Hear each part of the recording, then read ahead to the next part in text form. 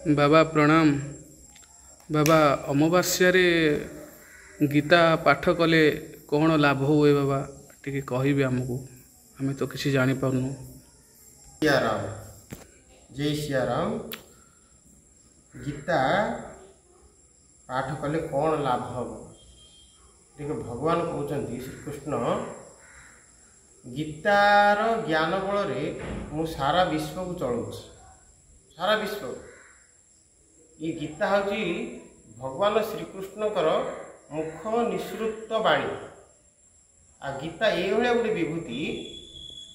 शिला कृष्ण है तुम्हें नर केसरी के जानी पार माया तुम्हारी ये संसार में भगवान गीताटा ये गोटे देते ज्ञान 18टा जोग तार अच्छी ज्ञान जोग मोक्ष जोग कर्म जोग मनीष मरीगले केमती मुक्ति हम पितृदोष केमती निवारण हम ये सबू जाक मनीष पाखे गीता भितर अच्छी भगवान ये तत्वटा भी गीतार कहते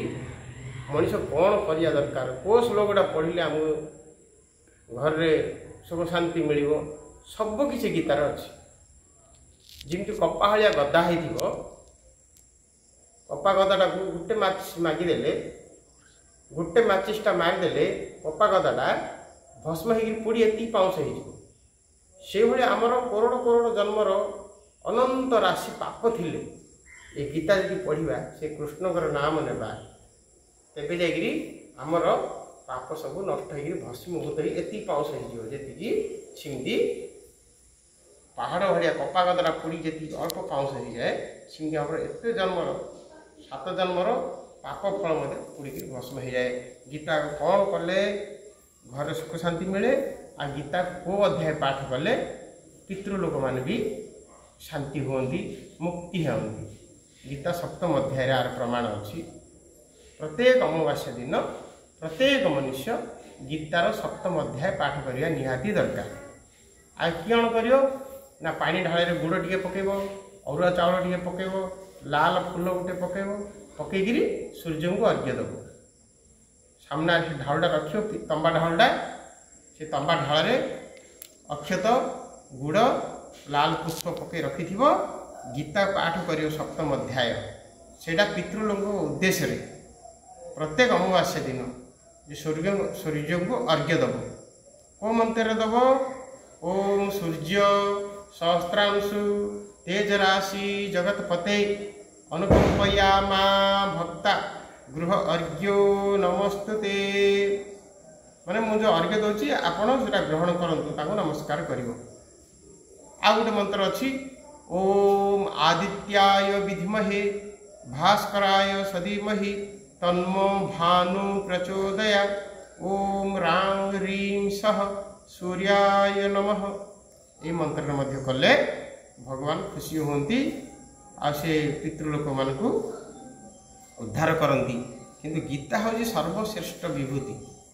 भगवानकर उपनिषद निसृत बाणी गीतार एत महत्व अच्छी सप्तम अध्याय केवल पितृलोक उद्धार करने यहाँ आ गए अष्टम अध्याय अच्छी से घर सुख शांति आने अष्टम अध्याय गीता पढ़िया दरकार। आ जो लोक मुक्ति चाहिए चाहूँ ए जन्म मुक्ति चाहिए चाहूँ मुक्ति होगापाई से लोक मोक्ष जोग जोटा गीतार शेष अध्यायटा 18 अध्याय शेषटा ताकू डेली पढ़ से लोक मुक्ति हम निश्चय। यदि आम पाखे सन्देह रही जाए तेबे आम गीता पढ़ार किसी मूल्य ना कि भगवान भक्ति कर लाभ हम संपूर्ण विश्वास सहित जेड़े जेड़े महापुरुष धराधाम होती देह त्याग करदे से मैंने कौन कर भगवान भक्ति करते दासिया बाउरी हो मीरा भाई हो एमान जो मीरा भाई भक्ति करते श्रीकृष्ण को भाव में करते विश्वास सहित से विश्वास मूले भगवान अच्छा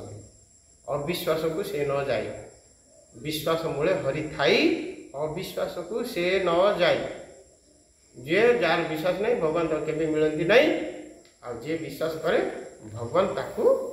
ग्रहण करती ज्ञान दियंती आ तार मोक्ष भी करती मुक्ति भी कर दियंती। जय सियाराम जय सियाराम।